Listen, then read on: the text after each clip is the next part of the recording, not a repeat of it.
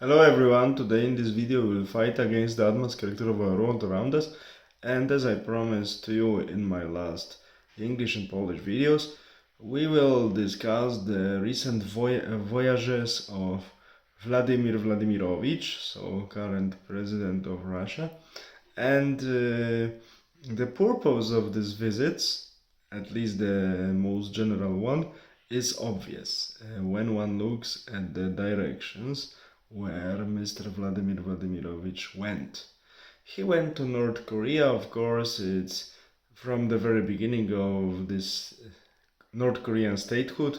It's an ally of communist Soviet Union and communist China, and recently it delivers a lot of ammo and other military products, let's call it like this, to Russia. And this country is really dependent on Russia and China due to the fact that it's very much isolated and made several attempts of introducing autarkic economy, but it didn't fully worked out. So North Korea also wants to strengthen the economic relations with Russia to improve its condition and of course invest more in the army and keep the population calmer. And Russia wants to build coalition even stronger against of course the West.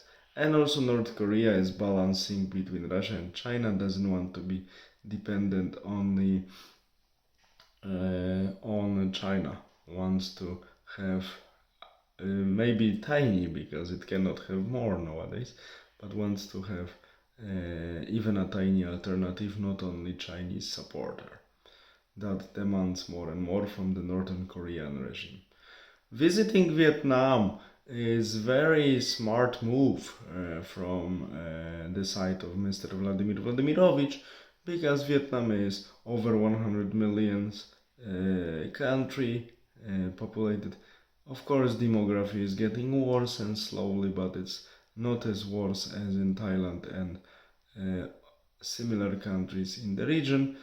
And Vietnam proved that is able to defend its independence and, despite corruption and so on, relatively well develop itself in recent decades. So this is on geopolitical map, let's say Vietnam is in some sense equivalent of Turkey in Western Asia, Vietnam in Southeast Asia. It's a relatively strong regional country, a big cookie that BRICS powers or Western powers want to have it on their own side. And it's smart from Mr. Vladimir Vladimirovich that he went to Vietnam and tries to strengthen the ties, because historically relationships between China and Vietnam are really tumultuous, and Chinese were occupying Vietnam for long. There were many anti-Chinese uprisings in Vietnam in the 1st century AD, and the last short border war between China and Vietnam happened in 1979, when, despite being destroyed by previous long wars, Vietnamese pushed back Chinese aggression. That is why, as I said, it's smart that Russia is giving hand to Vietnam and tries to convince this country to join the camp of BRICS. So these are the geopolitical games of the strong ones of our world, and such a big regional, quite well organized cookie like Vietnam, BRICS powers decided to try to get on their own side. This is how I see it, and we should really analyze and track these travels of Mr. Vladimir Vladimirovich, because it shows us that currently the alliance is being formed, really well organized alliance against the Western, geographically speaking, counterparts. Of course, not everything is so great, because these countries like China and India also have their own, I would would say, areas of warm dispute, and so on and so on.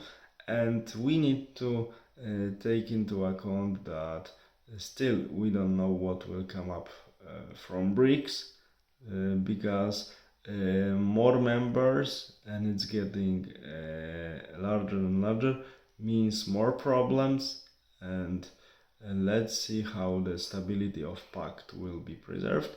And in contrast to fans of BRICS from the Western world who were never living in any country belonging to this organization currently, I have to tell you that it's not an oasis of freedom, and this is not a place where rights of the human individual, any rights are respected. We can complain, and we should, on this what happened a few years ago related to the small Chinese friend and alleged medicines or remedies against it, that many people were forced to take it, but one can now sue the organizations that force you to take it, and many people in the Western world, many are winning these trials and getting compensations.